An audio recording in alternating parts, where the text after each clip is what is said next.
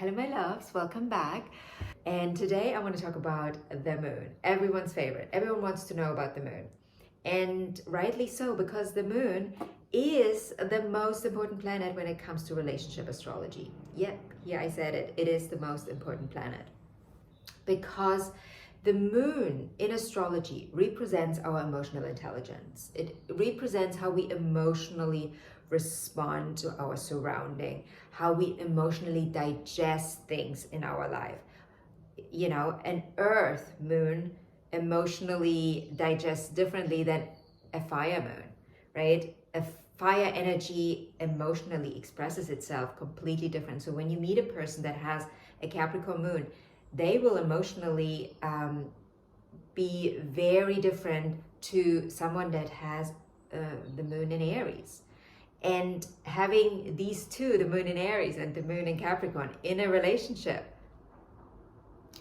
interesting. Let's just leave it there. Interesting. Now, when we talk about the moon in a composite chart, we talk about the moon as the moon in the relationship. How does this relationship express itself emotionally? When I look at the moon in a composite chart, I always also look at the moon in each natal chart, right? The moon in synastry. What's the moon saying there, right? Are these two coming together and creating something completely different emotionally? Because you can get, for example, you can get a couple that has the moon in, let's say one has the moon in Capricorn and the other one has the moon in Virgo. So you're dealing with two earth moons. So these two people are going to express their moon in an earthy way. They digest emotions not in a very screamy kind of way. When they express themselves, they will be more level-headed, but they will also often be more stubborn in their way of emotionally accepting and expressing and allowing, right? The walls are going to be a little higher. That can help in the relationship, but it can also hinder in the relationship.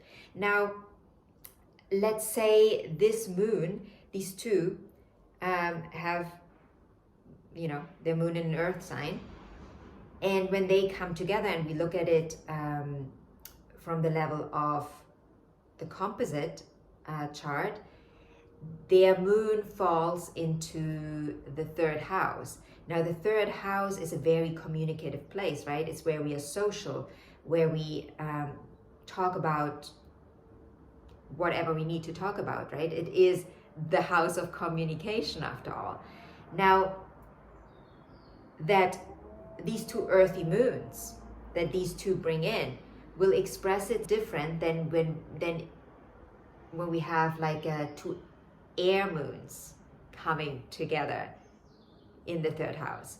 So when I now go through all the houses, you need to keep in mind that depending on the element, that moon can express itself still differently, right? Generally, a moon in the third house will be a couple that needs the communication. Without the communication, this couple will not go anywhere. And yes, generally we need to communicate in a relationship, right? It's a very important thing. But for some people, the way they emotionally relate and the way they emotionally stay healthy is through cuddling more than through communication. But with that third house moon, you need that communication. Doesn't mean you don't need the cuddling, doesn't mean you don't need to hold each other, have fun in other areas. But what will keep you together truly, and what will keep keep things emotionally stable is going to be you being social. You being social, you're going out and you communicating within the relationship, but also communicating with others, right? That will keep you emotionally stable. And now I already started with the third house, but let's go back. Let's go back to the first house. What is the composite moon in the first house telling us about the emotional needs in the relationship? Well, the first house is our approach to life. It is how we approach life, how we go about life. It is us it's not us thinking, overthinking, but it is us acting. And when we have the moon in this area, we will have a couple that expresses its emotions outwardly. So it is not a couple that keeps things hidden. When they have a problem, you will know about it, or they will not be able to hide it. They will show it. When they go somewhere, you will see they are not on good terms right now. It is also a couple that shares with the outer world much more. So let's say this couple just had an argument. That argument can happen in public, right? They will take this argument to public. They will not say, okay, we just disagreed, let's go out, let's be civil, and then discuss that when we are back home. No, that couple will discuss that when they are all out and about. And they will also ask you for your opinion.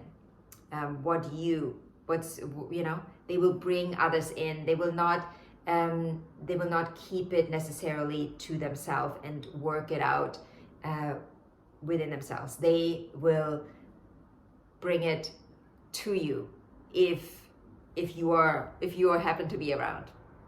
But also, this couple will also share their emotional. We just talked about something more negative.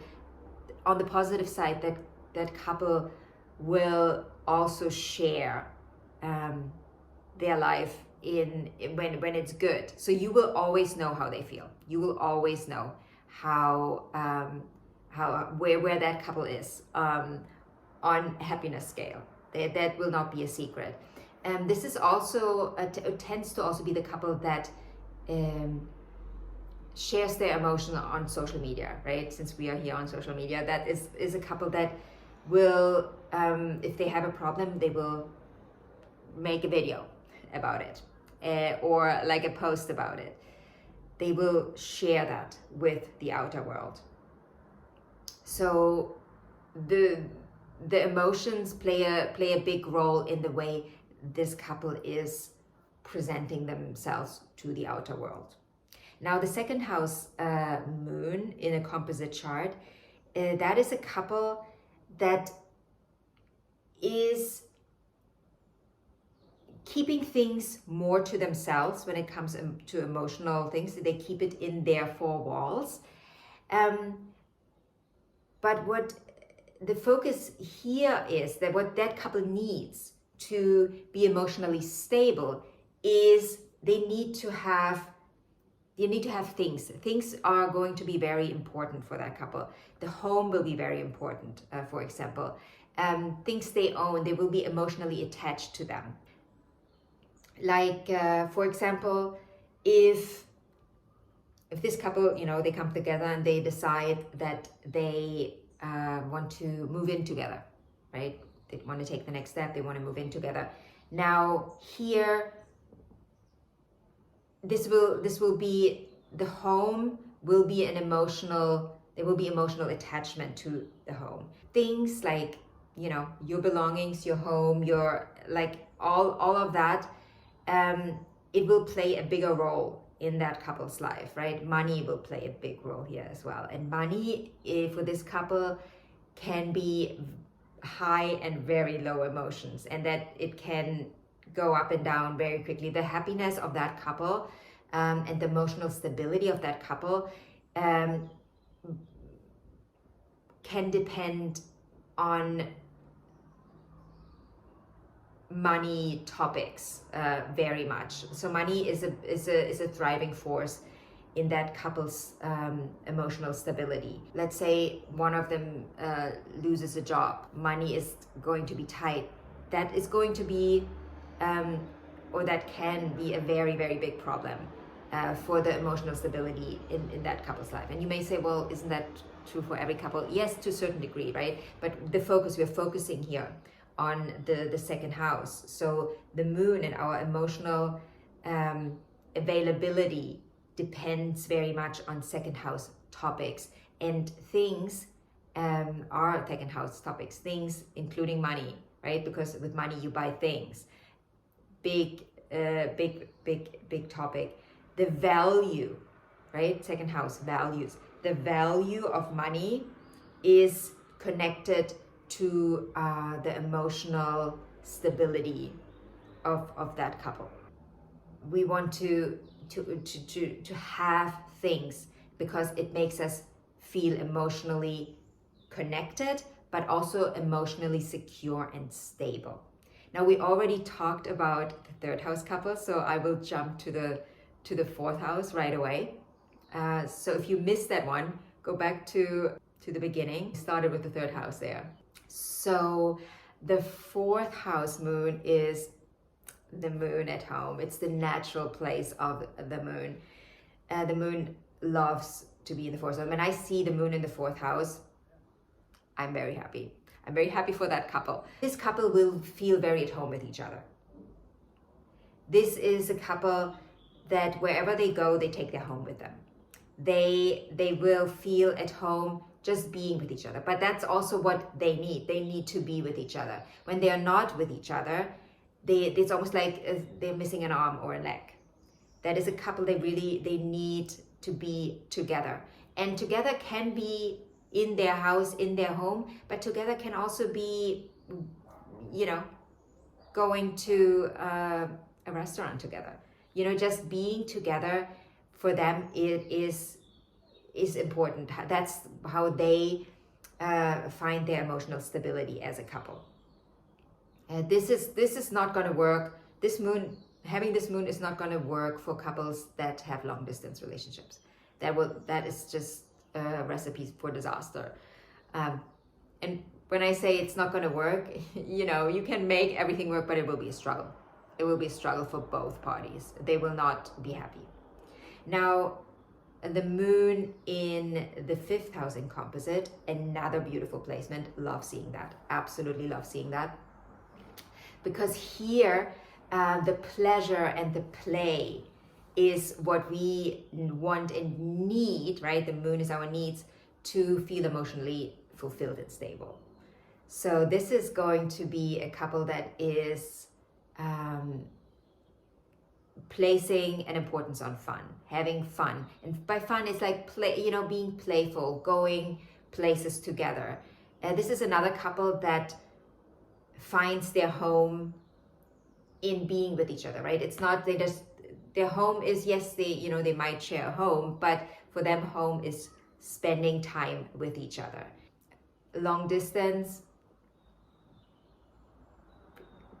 probably more difficult for these two as well. So they find their emotional stability by doing things together, being active together, playing, whatever, playing tennis, playing board games, but also just being playful with each other. That's what they need to stay emotionally stable. Now everyone's favorite house, the sixth house, the moon in the Composite sixth house is more of a challenging moon, I would say. The sixth house is the house of chores, the chores we have, it's the house of service, the service we give to each other. And here, this generally is a more traditional couple where we find one is playing the role of the classical traditional woman, and one is playing the role of the traditional man, and the roles can be reversed here, but generally it works better when we have the man in the role of the man, the woman in the role of the woman. Emotions they're not overflowing here. the emotions. It's naturally, it's the place of Virgo. So we have to think Virgo energy here for that couple. So this is it's a moon where the couple is not going to overflow with emotions for each other. When they communicate, the communication will be on a very grounded level. Like, and by what I mean by that, it practical, right? We talk about practical things, and we express our emotional needs also in a very practical way. So I cook for you, you bring home the money so I can buy the food that I then cook for you. So it is more on that level. That doesn't mean that you have to be a stay-at-home woman if that's not what you want. But if you have that with your partner, the moon in the sixth house, you will naturally have a more practical relationship. I'm not saying transactional. It not necessarily has to be a transactional relationship, but it will be more on those lines. You know, the way you will feel emotionally stable, and the way you will emotionally express yourself is through acts of services, through you know, I do this for you, you do that for me. It is less through the sensual way, right? It doesn't mean that you don't have sensuality in your relationship, but it will not be the focus, and it will not what keeps this relationship emotionally stable. Now, again, you have to look at the synastry chart or the natal chart of the two. How do they express their moon, and will that work, right? How is that going to work in the sixth house? If you have two Scorpio moons, the sixth house moon is going to be difficult for these two to keep that relationship going, right? Because they are highly sexual. They need to go deep, and in the sixth house we don't really go deep. It's not a place where we go down the rabbit hole and talk about our deepest, darkest emotions. That's not. It's almost like you're stifled there a little bit. And when you have two Scorpio moons and they are stifled in the sixth house, is going to be difficult. Now, the seventh house moon in Composite, it's another moon where we like to share emotionally. This is a relationship that likes to surround themselves with others, and that they need that to stay emotionally stable. It is not a contained relationship where these two, they are enough with each other. They are enough, and that their enoughness, this enoughness is what keeps them emotionally stable. No, it's not enough to be with each other. You need people around you. You need to interact with other couples, with other people, and that will keep the flow in the relationship, and that will keep you emotionally stable. You need to have other people in your life. You will not be emotionally satisfied just, you know, Netflix and chill. Remember, the moon is what keeps us together. That long term. If we just look for a quick hookup, the moon, it doesn't really matter. But if we're looking for a long-term relationship here, the moon matters a lot. The moon is the first thing that you want to look at when you look for a long-term relationship. Now, the moon in the eighth house composite chart is a moon where this relationship needs depth, and it also needs pleasure in the bedroom. Very important. So again, you have to look, how do these moons in the natal chart work, and how does that gel with the eighth house? How will they express that in the eighth house?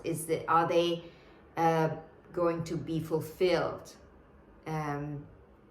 by the eighth house, by this eighth house placement that needs the depth, right? That needs to go deep. So if we have, let's say we have a Virgo moon and a Scorpio moon coming together. Now, again, I'm not saying this is not impossible, but the Virgo moon will have to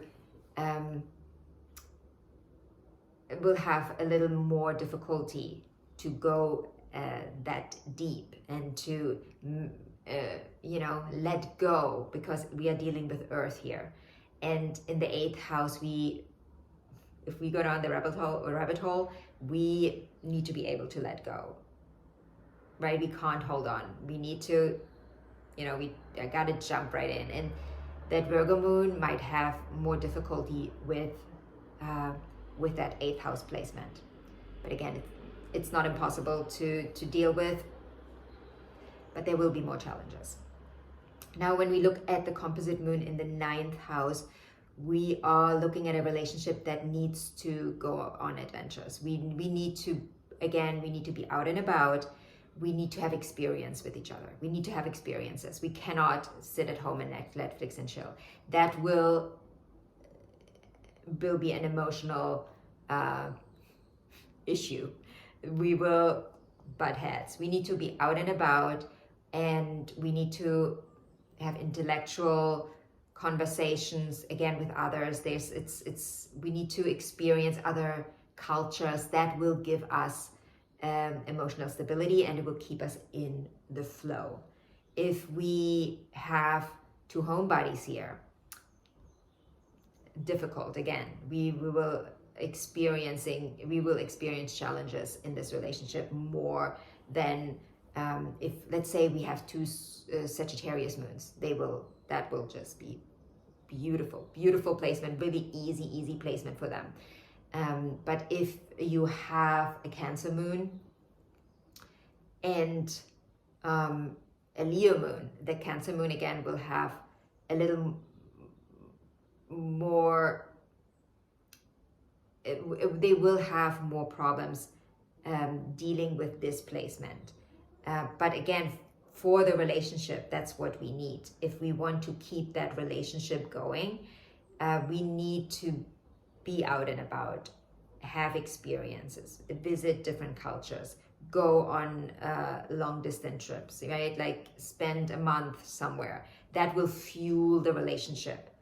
But again, you got to look what each moon also needs. Like how can that natal moon adapt to that placement? That we can never forget that, right? When we look at a composite chart, that tells us about the relationship, but we have still 2 individuals in that relationship. Now, if we have the moon in the 10th house, this is a couple that places a lot of focus and meaning on achievement, right? We need to achieve in this relationship. Or another way that this can express, it's again a traditional relationship where the man has a high-ranking job, the woman is at home, takes care of the children, or takes, it's more like we have the traditional gender roles here. Also in a same-sex relationship, we can have that. That can work really, really well for that couple when we have the traditional, because we are achieving together, but we are achieving, you support me. Like the man goes out, does the work, the woman supports the man by taking care of all the private, personal stuff, so he doesn't have to worry, he can just go and achieve and bring home the money. And that will keep us emotionally stable and emotionally satisfied. We can have other issues, yes, of course. That's always, right? There's never just one thing, but to keep us emotionally stable and emotionally going, that is that works best. You can have 2 achievers in this relationship, yes. Where both are career people, and both place high value on that. It can work too, but generally, from what I've seen in my clients, it works best when we have a traditional model here. Again, homebodies, it's going to be difficult for this relationship to last beyond, the first 18 months. probably even less, because the achievement, we will notice very quickly we want to go somewhere, we want to buy something, we want to, you know, we want to have a purpose, right? Really a purpose out there in the world, right? We need that focus on that purpose as a couple. Now, 11th house moon places an emotional focus on the community. The community can be your friendship circle. Friendships very important, and also helping your friends, right?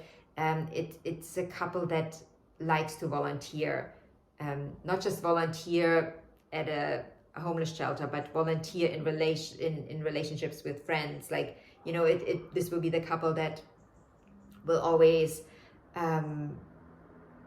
plan the trips together, events together. What keeps them emotionally stable is focusing on doing good in the community, doing good in the world. So yeah, this can be the couple that wants to go to Tanzania and volunteer for a year. That will keep them emotionally stable. It's not necessarily on the level of this is my conscious goal, but it's more like an unconscious, we need that. It gives us emotional stability again, right? It keeps us emotionally stable and grounded and in the flow as a couple, and it brings us closer together as a couple as well when we do that. So let's talk about the moon in the 12th house. Now, the moon in the 12th house is always a rather difficult placement for any planet. The moon is probably the moon is probably one of the best, but probably also one of the worst placements, because what we need here to feel emotionally fulfilled is a lot of freedom, but also